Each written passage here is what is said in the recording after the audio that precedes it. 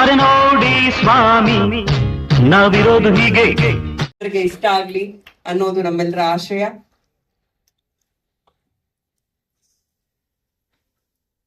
ಎಲ್ಲರಿಗೂ ನಮಸ್ಕಾರ.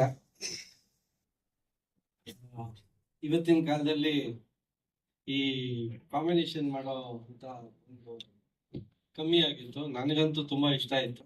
ನಮ್ಮ ವಿನೋದ್ ಪ್ರಭಾಕರ್ ಸರ್ ಜೊತೆ VIP ಮುಂಚೆ ಬೇರೆ ಪ್ರೊಡ್ಯೂಸರ್ ಇದ್ರು, ಅವರಿಂದ ಟೇಕ್ ಓವರ್ ಮಾಡ್ಕೊಂಡಂತ ನಮ್ಮ ಮಧು ಸರ್ ಅವರು ಇವತ್ತು ಆಂಧ್ರ ಪ್ರದೇಶಿನ ಫಿಲಂ ಚೇಂಬರ್ನ ಅಧ್ಯಕ್ಷರು ಕೂಡ. ಅವ್ರು ಹೇಳಿದ್ರು ಕೋಮಲ್ ಸರ್ ಒಪ್ಕೊಂಡ್ಬಿಟ್ರು, ಅದಕ್ಕೆ ಮಾಡಿದ್ರು ಅಂತ. ನಮ್ಗೆ ನಾನು ಆಸ್ ಅ ಪ್ರೊಡ್ಯೂಸರ್ ಆಗಿರೋದ್ರಿಂದ ಫಸ್ಟ್ ಬಂದು ಕೇಳಿಸ್ಕೊಳ್ಳೋ ಕಷ್ಟಗಳನ್ನ ನಾನು ಕೇಳಿದಾಗ ನಾನು ಜಲ್ದಿ ಉಪ್ಪು ತರ ನೀರೊಳಗೆ ಬಿಸಿನೀರಲ್ಲಿ ಹಾಕಿದ ತಕ್ಷಣ ಕರೆಕ್ಟ್ ಹಂಗೆ ನಾನು ಆಯ್ತು ಸರ್ ಕಮ್ಮಿ ಮಾಡ್ಕೊಡಿ ಸರ್ ಅಂದೆ.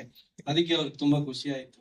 ಯಾಕಂದ್ರೆ ಎಲ್ಲ ಎಕ್ಸ್ಟ್ರಾ ಕೇಳ್ತಾರೆ ಅಂತ ಅನ್ಕೊಂಡಿದ್ರು, ನಾನು ಕಮ್ಮಿನೇ ಮಾಡಿದೆ. ಸೊ ಹಂಗಾಗಿ ಅವ್ರು ಪಿಕ್ಚರ್ ಮಾಡಿದೆ ಅಂತಂದ್ರು, ಅದಕ್ಕೆ ಸಂತೋಷ. ಬಟ್ ನಾನು ಪ್ರೊಡ್ಯೂಸರ್ ಕಷ್ಟ ಗೊತ್ತಿರೋದ್ರಿಂದ ನಾನು ಆತರ ಮಾಡ್ಬೇಕಾಗಿದೆ. ಮತ್ತೆ ಈ ಚಿತ್ರ ನಾನು ಮಾಡೋದಕ್ಕೆ ನಿಜವಾದ ಸ್ಫೂರ್ತಿ ಅಂದ್ರೆ ನಮ್ಮ ಸ್ಟೋರಿ ರೈಟ್ರು ತಮಿಳ್ ಸೆಲ್ವಂ. ಇವತ್ತು ಅವ್ರು ಬಂದಿಲ್ಲ. ಅವರೊಂದು ತುಂಬಾ ಇವಾಗೆಲ್ಲ ಕೇಳ್ತಾ ಇದ್ರು ರೋಲೆಕ್ಸ್ ಅಂದ್ರೆ ಏನು, ಯಾಕೆ ಅಂತ. ಒಂದು ಸ್ಲಮ್ ಅಲ್ಲಿ ಇರುವಂತ ಒಬ್ಬ ಕ್ಯಾರೆಕ್ಟರ್ನ ಅವನಿಗೆ ರೋಲೆಕ್ಸ್ ಅನ್ನೋ ಒಂದು ಫೀಲ್ ಇರುತ್ತೆ. ಈಗ ಎಲ್ಲರಿಗೂ ಗೊತ್ತು, ಫಸ್ಟ್ ಕಾಪಿಗಳು ರೋಲೆಕ್ಸ್ ತುಂಬಾ ಜನ ಹಾಕೊಂಡಿರ್ತಾರೆ. ಬಟ್ ಒರಿಜಿನಲ್ ಕಾಪಿ ಆಗುವಂತ ಒಬ್ಬ ವ್ಯಕ್ತಿನ ಮಾಡೋಂತ ಒಂದು ಪಯಣನೇ ಈ ರೋಲೆಕ್ಸ್ ಚಿತ್ರ. ಇವತ್ತು ತಮಿಳ್ ಸೆಲ್ವಂ ಅವ್ರು ಹೇಳಿದಂತ ಒಂದು ಸ್ಟೈಲು ನನಗೆ ತುಂಬಾ ಇಷ್ಟ ಆಯ್ತು. ಯಾಕಂದ್ರೆ ಗರಗಸ ಚಿತ್ರ ಆದ್ಮೇಲಿಂದ ನಾನು ಈ ತರ ಪಿಕ್ಚರ್ ಹುಡುಕಾಟದಲ್ಲಿದ್ದೆ. ಯಾಕಂದ್ರೆ ಗರಗಸಲ್ಲೂ ಅಷ್ಟೇನೆ ಅನಂತ್ ನಾಗ್ ಸರ್ ಮತ್ತೆ ಸುಮಾರು ರಮೇಶ್ ಭಟ್ ಸರ್ ಎಲ್ಲ ಇದ್ರು ಅದು 8 ದಿನದಲ್ಲಿ ಒಂದು ಮನೆ ಒಳಗಡೆ ನಡೆಯುವಂತ ಕತೆ.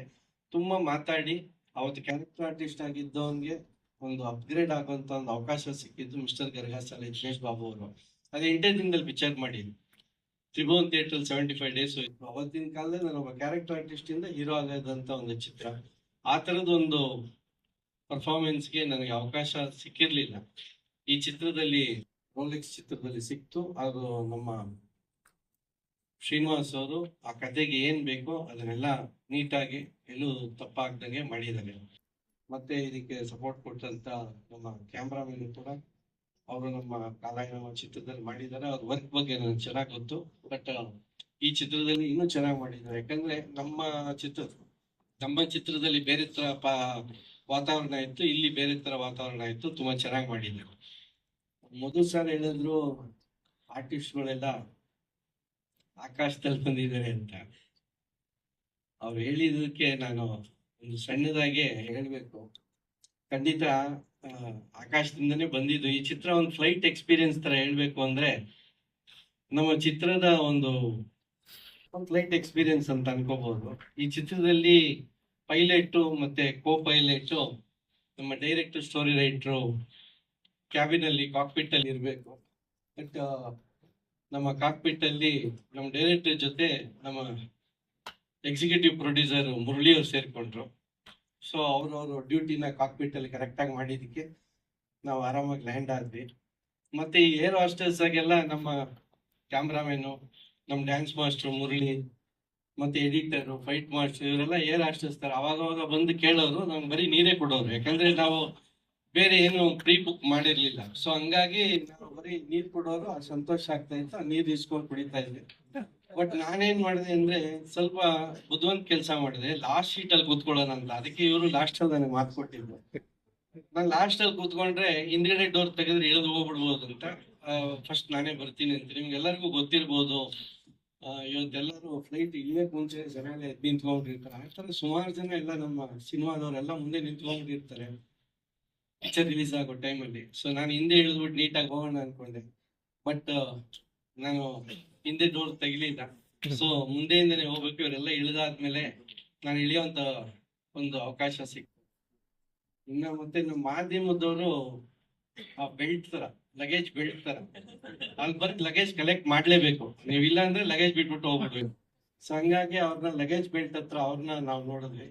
ಅಲ್ಲಿಂದ ಆಚೆ ಬರ್ತಾ ಇದ್ದಂಗೆನೆ ನಿಮ್ಗೆಲ್ಲರಿಗೂ ಗೊತ್ತು, ಏರ್ಪೋರ್ಟ್ ಟ್ಯಾಕ್ಸಿ ಬುಕ್ ಮಾಡ್ಬೇಕು ಅಂತಂದ್ರೆ ಅದೊಂಥರ ಥಿಯೇಟರ್ ಓನರ್ಗಳು ಅವ್ರನ್ನ ಬುಕ್ ಮಾಡಿದ್ರು ಬೇರೆಯವ್ರಿಗೆ ಯಾರು ಅಡ್ಜಸ್ಟ್ ಆದ್ರೆ ಅವ್ರು ಕೊಟ್ಬಿಡ್ತಾರೆ. ಬಟ್ ಆದ್ರೆ ನಮ್ಗೇನೋ ಒಂದ್ ಸ್ವಲ್ಪ ಹೆಸರಿದ್ರೆ, ಈಗ ಫಾರ್ ಎಕ್ಸಾಂಪಲ್ ಸೋನಲ್ ಅವರು, ನಮ್ಮ ವಿನೋದ್ ಪ್ರಭಾಕರ್ ಅವರು ಈ ಪಿಕ್ಚರ್ ಅಲ್ಲಿ ಬಿಸ್ನೆಸ್ ಕ್ಲಾಸ್ ಅಲ್ಲಿ ಬಂದ್ರು ಅಂತ ಇಟ್ಕೊಳ್ಳಿ, ಅವ್ರೇ ಸ್ವಂತ ಡ್ರೈವರ್ಗಳು ಇರ್ತಾರೆ, ಗಾಡಿ ಇರ್ತಾರೆ, ಹೊರಟೋಗ್ತಾರೆ. ಈಗ ನಾವಂತೂ ನಾವು ಗಾಡಿ ತಗೊಂಡೋಗಿಲ್ಲ, ಎಕಾನಮಿ ಕ್ಲಾಸ್ ಅಲ್ಲಿ ಬಂದಿದೀವಿ ಅಂದ್ರೆ ನಾವು ಏರ್ಪೋರ್ಟ್ ಟ್ಯಾಕ್ಸಿ ಬುಕ್ ಮಾಡ್ಲೇಬೇಕು. ಸೊ ಹಂಗಾಗಿ ಏರ್ಪೋರ್ಟ್ ಟ್ಯಾಕ್ಸಿ ಮೂಲಕ ಬಂದ್ವಿ. ಅಲ್ಲಿಂದ ಒಂದು ಟೋಲ್ಗೆ ನಮ್ಮ ಥಿಯೇಟರ್ ಆಯ್ತು, ಅವರು ಏರ್ಪೋರ್ಟ್ ಟ್ಯಾಕ್ಸಿ ಹೋಗ್ತಾರೆ. ಇನ್ನು UFO ಕ್ಯೂಬ್ ಅವರು ನಮ್ ಟೋಲ್ ಹೋಗ್ತಾರ, 100 ಮೀಟರ್ ಟೋಲ್ ದಾಟುವುದರಿಂದ ಕಾಸು ಕೊಡ್ಬೇಕು. ವಾಪಸ್ ಅಕಸ್ಮಾತ್ ಏನೋ ಫೋನ್ ಬಿಟ್ಬಿಟ್ಟಿದೀವಿ ಸರ್ ಅಂತ ವಾಪಸ್ ಹೋಗ್ಬೇಕು ಅಂದ್ರೆ ತಿರ್ಗಾ ಟೋಲ್ ಕಟ್ಬೇಕು. ಸೊ ಆತರ ಅಲ್ಲಿನ ದಾಟ್ಕೊಂಡ್ಬಂದು ನಾವು ಸೀದಾ ಮನೆಗ್ ಬರ್ತೀವಿ. ನಮ್ಮ ಮನೆಯವರು ಅಂತಂದ್ರೆ ನಮ್ಮ ಆಡಿಯನ್ಸ್. ಏನೋ ನಮ್ಮ ಅವ್ರು ಬರ್ತಾವ್ರೆ, ಬಾಗಿಲು ತಕ್ಕೊಂಡಿದ್ದು ಒಂದು ಕಾಫಿ ಟೀ ಏನಾದ್ರು ಕೊಡೋಣ ಅಂದ್ರೆ ಆಯಾಸ, ಯಾಕಂದ್ರೆ ಫ್ಲೈಟ್ ಅಲ್ಲಿ ಬರೀ ನೀರ್ ಕುಡಿದಿರ್ತೀವಿ. ಸೊ ಇಲ್ಲಿ ಆಯಾಸ ಕಳಿಯುತ್ತೆ ಅಂತ ಅಂದ್ಬಿಟ್ಟು ನಾವು ಮನೆಗೆ ಬರೋಕ್ಕೆ ಅಕಸ್ಮಾತ್ ಏನಾದ್ರು ಮನೆಯವರು ಪ್ರೀತಿಯಿಂದ ನಮ್ಮ ಆಡಿಯನ್ಸ್ ಕರೆದು ಕಾಫಿ ತಿಂಡಿ ಅಥವಾ ಬಿಸಿ ಬಿಸಿ ಅಡಿಗೆ ಮಾಡ್ಕೊಟ್ರೆ ಬಹಳ ಖುಷಿ ಆಗುತ್ತೆ. ಅಕಸ್ಮಾತ್ ಬಾಗ್ಲ ಹಾಕೊಂಡ್ಬಿಟ್ಟು ಎಲ್ಲ ಬೇರೆ ಕಡೆ ಹೋಗ್ಬಿಟ್ಟು ಬೀಗನೂ ಕೊಟ್ಟಿಲ್ಲ ಅಂದ್ರೆ ಅಲ್ಲೇ ಬಾಗ್ಲಲ್ಲಿ ಲಗೇಜ್ ಇಟ್ಕೊಂಡು ಕಾಯ್ತಾ ಇರ್ಬೇಕು. ಆ ತರ ಒಂದು ಜರ್ನಿ ಸಿನಿಮಾ. ಬಟ್ ರೋಲೆಕ್ಸ್ ನನಗೆ ಗೊತ್ತಿರಂಗೆ ಪರ್ಸನಲ್ ಆಗಿ ನನಗೆ ತುಂಬಾ ಪಂಚ್ ಡೈಲಾಗ್ಸ್ ಹೇಳೋದಕ್ಕೆ ಅವಕಾಶ ಸಿಕ್ತು. ಫಾರ್ ಎಕ್ಸಾಂಪಲ್, ಇವ್ರು ಅವಾಗ ತಾನೇ ಮದುವೆ ಆಗಿ ಬಂದಿದ್ರು, ಇವ್ರು ಒಂಥರ ಬೈತಾ ಇರ್ತಾರೆ. ನನ್ಗೆ ಗೊತ್ತು, ಅವ್ರ ಡೈರೆಕ್ಟ್ಗೆ ಮತ್ತೆ ಕ್ಯಾಮರಾಮನ್ಗೆ ಹೇಳಿದೆ, ಅವ್ರಿಗೇನು ಹೇಳ್ಬಿಡಿ, ನಾನು ಹೇಳ್ತೀನಿ ಅಂತ. ಸೊ ಅವ್ರು ರೇಗ್ತಾನೆ ಇರ್ತಾರಲ್ಲ, ಅವ್ರು ಬಂದ್ ಹೇಳಿದೆ, ಇನ್ಮೇಲೆ ಈ ತರುಣನ ಬಾಸ್ ಅಂತ ಕರಿಬೇಕು ಅಂತ. ಅದ್ ಟೇಕ್ ಮಾಡೋದು. ಸೊ ಥ್ರೂಔಟ್ ಹಿಂಗೇನೆ ನಾವು ಪ್ರತಿಯೊಂದು ಹಂತದಲ್ಲೂ ನನಗೆ ಗೊತ್ತಿರುವಂತ ದೇವ್ರ ಶಕ್ತಿ ಕೊಟ್ಟಿರೋಂಥದ್ದು ತಮಿಳ್ ಸೆಲ್ವಂ ಅವ್ರು ಮಾಡಿರೋಂಥ ಸ್ಕ್ರಿಪ್ಟ್ ಅಲ್ಲಿ ನಾ ಮಾಡಿದೀನಿ. ಅದಕ್ಕೆ ಒಳ್ಳೆ ನಿರ್ದೇಶನ, ಫೋಟೋಗ್ರಫಿ ಮಾಡಿ ಅದಕ್ಕೆ ಬೇಕಾದಷ್ಟು ದುಡ್ಡನ್ನ ನಮ್ಮ ನಿರ್ಮಾಪಕರು, ಎಕ್ಸಿಕ್ಯೂಟಿವ್ ಪ್ರೊಡ್ಯೂಸರ್ ಮುಳಿಯವ್ರು ಕೊಟ್ಟಿದ್ದಾರೆ. ಈ ಚಿತ್ರ ನಿಮ್ಮೆಲ್ಲರ ಮನಸ್ಸು ತಲುಪುತ್ತೆ ಅಂತ ಅನ್ಕೊಂಡಿದ್ದೀನಿ. Thank you. ಪ್ರಶ್ನೆ ಒಂದ್ ನಿಮಿಷ ಸರ್, ನೀವು ಹಾ ಸರ್,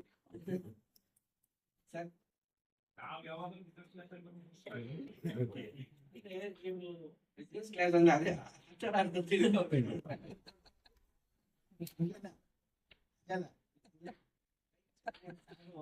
ಆಕಾಶದಿಂದ ಬರ್ಬೇಕು ಅಂತ ಎಲ್ಲ ಕಲಾವಿದ್ರು ಹಂಗಾಗಿ. ಬಟ್ ಸಾರಿಗೆ ಇನ್ನೊಂದು ಹೇಳ್ಬೇಕು, మాస్టర్ దిరినయ్య ఒక ఓల్డ్ మై ఫేవరెట్ ఆర్టిస్ట్ ఉన్నారు, వాళ్ళు ఒక మాట చెప్పారు, ఆ కన్నడ చెప్తాను, ఎవరు చెప్తే మీరు థ్యాంక్స్ చెప్పారు. ಕಲಾವಿದರಿಗೆ ಜನಗಳು ಕೈ ತಟ್ತಾ ಇದ್ರೆ ಕೈಲಾಸದಲ್ಲಿ ಇರ್ತಾರೆ, ಅವ್ರು ಕೈ ತಟ್ಟದ್ ನಿಲ್ಸಿದ್ರೆ ಕೈಲಾಸ ಇರ್ಲಿ ಕೈ ಸಾಲನು ಕೊಡಲ್ಲ ಅಂತ ಆಕಾಶದಿಂದ ಇರ್ತೀವಿ. ಅಲ್ಲಿವರೆಗೂ ನಮ್ಗೆ ಜನಗಳು ಪ್ರೋತ್ಸಾಹ ಕೊಡ್ತಾರ, ಅಲ್ಲಿವರೆಗೂ. ಸರ್ ನೀವೇನೋ ಕೇಳಿದ್ರಿ, ಗುಲಾಬಿ ಶರಾಬಿ ಪೋಸ್ಟ್ ಹೆಂಗಿತ್ತು ಅಂತೀರಾ?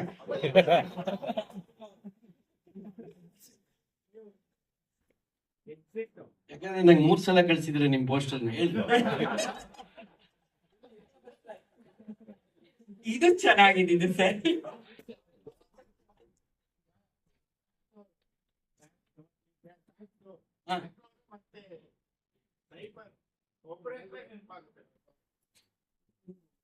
ಗೊತ್ತಾಗಿಲ್ಲ ಸರ್.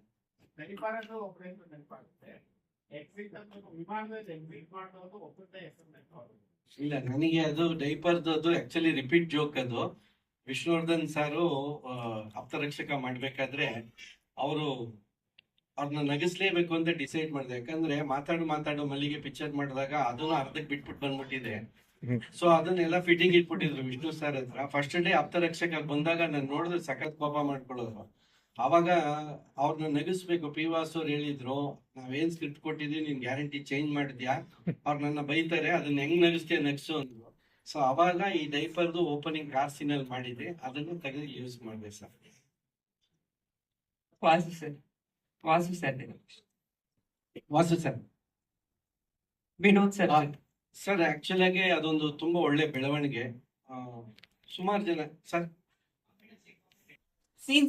ಕಾಂಬಿನೇಷನ್ ಅಲ್ಲಿ ಅಂದ್ರೆ ಸರ್, ಇವಾಗ ಅವರು ಬಂದು ಇವಾಗ ಒಂದು ಯಾರಿಗಾರು ಒಬ್ಬರಿಗೆ ಇವಾಗ ಸೇಮ್ ಹೆಂಗೆ ಕೃಷ್ಣ ಅರ್ಜುನನ್ ಒಂದು ಕ್ಯಾರೆಕ್ಟರೈಸೇಷನ್ ಎಕ್ಸ್ಪ್ಲೈನ್ ಮಾಡ್ತೀವಿ, ಆ ತರ ಇರ್ಬೋದು. ನಾನು ಅರ್ಜುನನ್ ತರ ಇದ್ದಾಗ ಕೃಷ್ಣ ಗೈಡ್ಲೈನ್ಸ್ ಹೆಂಗೆ ಕೊಡ್ತಾರೆ ಅದೇ ತರನೇ ಒಂದು ಪಾತ್ರ ಇದು. ತುಂಬಾ ಪ್ರಬಲವಾದ ಪಾತ್ರ. ನಮ್ಮ ಚಿತ್ರದಕ್ಕೆ ಬಹಳ ಬೇಕಾದಂತ ಪಾತ್ರ. ಮತ್ತೆ ಒಂದು ಸ್ಯಾಕ್ರಿಫಿಷಿಯಲ್ ಕ್ಯಾರೆಕ್ಟರ್ ಕೂಡ ಅವ್ರದ್ದು ಆಗಿರೋದ್ರಿಂದ ಈ ಚಿತ್ರಕ್ಕೆ ಏಳ್ ಮಾಡಿಸಿದಂತ ಪಾತ್ರ.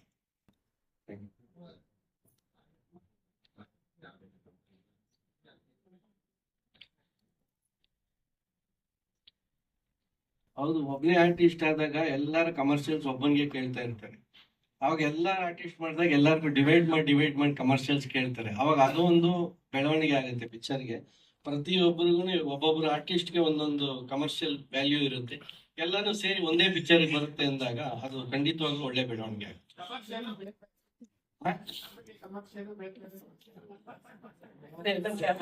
ಜಾಸ್ತಿ ಅಮೌಂಟ್ ಬರುತ್ತೆ,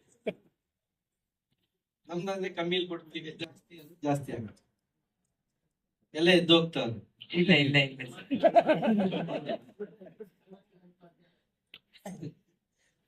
ಅಂದ್ರೆ ಕಮರ್ಷಿಯಲ್ ಬಿಸ್ನೆಸ್, ನಮ್ಮ ಮೂವಿ ಕಮರ್ಷಿಯಲ್ ಆಗಿ ಬಿಸ್ನೆಸ್ ಆಗುತ್ತೆ.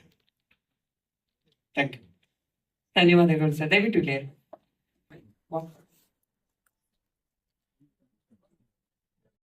ಅರೆ ನೋಡಿ ಸ್ವಾಮಿ, ನಾವಿರೋದು ಹೀಗೆ